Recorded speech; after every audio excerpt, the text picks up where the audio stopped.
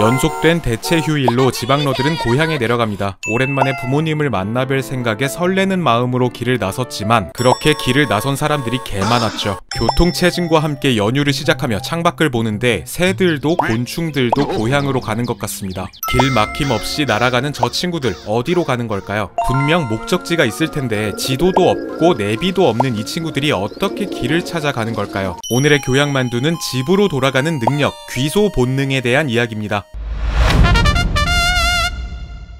벌이나 개미 같은 곤충들은 멀리 나와서도 귀신같이 제 집을 찾아가죠. 일단 꿀벌은 길을 나설 때마다 목적지까지 가는 풍경을 영상처럼 저장해두는 능력이 있습니다. 때문에 집으로 돌아갈 때는 현재의 풍경과 기억 속의 영상을 확인하면서 길을 찾을 수 있다고 하죠. 심지어 기억 속의 몸의 각도까지 완벽하게 재현하면서 간다고 하니까 길을 잃어버릴래야 잃어버릴 수가 없습니다. 또 벌은 서로 길을 알려주기도 합니다. 자신이 따온 꿀을 뱉어서 보여주기도 하고 갑자기 춤을 추기도 하는데요. 이 춤에는 꿀이 있는 곳까지의 거리와 꿀의 품질 등 정보가 담겨 있죠. 벌들이 추는 이 춤은 그 종류만 해도 1500종이 넘는다고 합니다. 개미들은 땅에다가 페로몬을 뿌리면서 이동한다고 알려져 있죠. 이 페로몬은 길을 잃지 않게 하거나 동료 개미들을 먹이가 있는 곳으로 안내하는 역할을 합니다. 그런데 사막 개미들은 길을 찾는 방법이 좀 다른데요. 물리학의 경로 적분에 비유될 만큼 엄청난 능력을 가졌죠. 우선 출발 지점부터 도착 지점까지의 방향이나 발걸음 수를 정확히 계산하는데 돌아갈 때는 이 길을 일직선에 가까운 최단 거리로 이동할 수 있다고 합니다.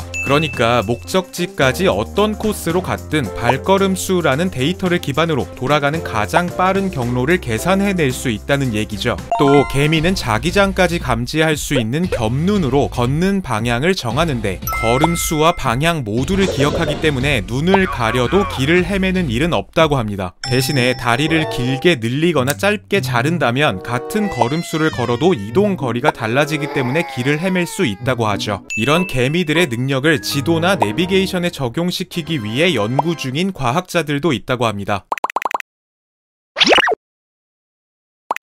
비둘기는 매일 보기 때문에 신비함이 좀 덜하게 느껴지지만 GPS라는 말을 두고 글로벌 피조닝 시스템이라는 농담이 있을 정도로 기가 막히게 길을 찾습니다. 비둘기들의 머릿속에는 2mm 정도 크기의 천연 자석 센서가 있어서 지구의 자기장을 파악하면서 이동합니다. 캄캄해서 주변 풍경이 안 보여도 길 잃을 일이 없는 거죠. 그래서 1, 2차 세계대전에서는 비둘기가 통신병처럼 활약하기도 했는데요. 당시 포화를 뚫고 날았던 비둘기는 쉘아미라고 불리면서 훈장까지 받았고 지금은 미국 스미소니언 박물관의 박제 상태로 만나볼 수 있죠. 영국의 로이터 통신에서는 비둘기를 이용해 뉴스를 전한 일이 있었는데요. 1860년경에 훈련된 45마리의 비둘기가 다리에 쪽지를 묶은 채 벨기에와 독일을 오가면서 뉴스를 전했다고 합니다. 조선에서도 비둘기를 반려동물처럼 기르던 사람이 있었는데요. 바로 무관 노상추입니다. 노상추는 흰 비둘기를 선물 받아서 애지중지 키우면서 지냈는데 어느 날 이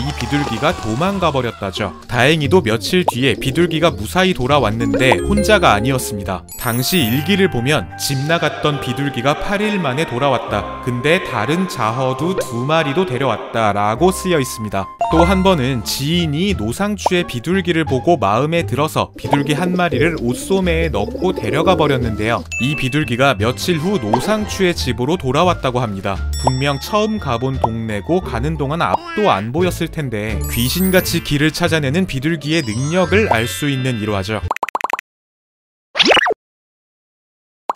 먼 옛날 우리 인류는 걸어다니면서 사냥과 채집을 했으니까 길을 잘 기억한다는 것은 곧 생존에 직결된 문제였는데요. 때문에 진화 과정에서 우리의 뇌는 위치를 추적하는 메커니즘을 갖게 됐습니다. 런던대 교수인 존 오키프는 쥐 실험을 통해 측두엽 안쪽 해마에서 장소세포라는 공간을 탐색하고 기억하고 구분하는 세포를 발견했죠. 또 노르웨이의 모세르 박사 부부도 포유류의 내후각 피질에서 공간과 거리에 관한 감각을 제공하는 격자세포를 발견했습니다. 실제로 택시나 택배 기사님들을 비롯해 길 찾기에 능한 사람들은 이 장소세포와 격자세포가 자주 활성화됐던 이들이라고 볼 수 있죠. 여러분 주변에 술을 엄청나게 마셔서 제정신이 아니더라도 집은 귀신같이 찾아가는 사람들이 있죠. 보통 술을 마시면 에탄올이 해마를 마비시켜서 기억에 문제가 생기지만 술을 마시기 전부터 가지고 있던 대뇌피질 속의 핵심적인 기억은 술의 영향을 덜 받는다고 합니다.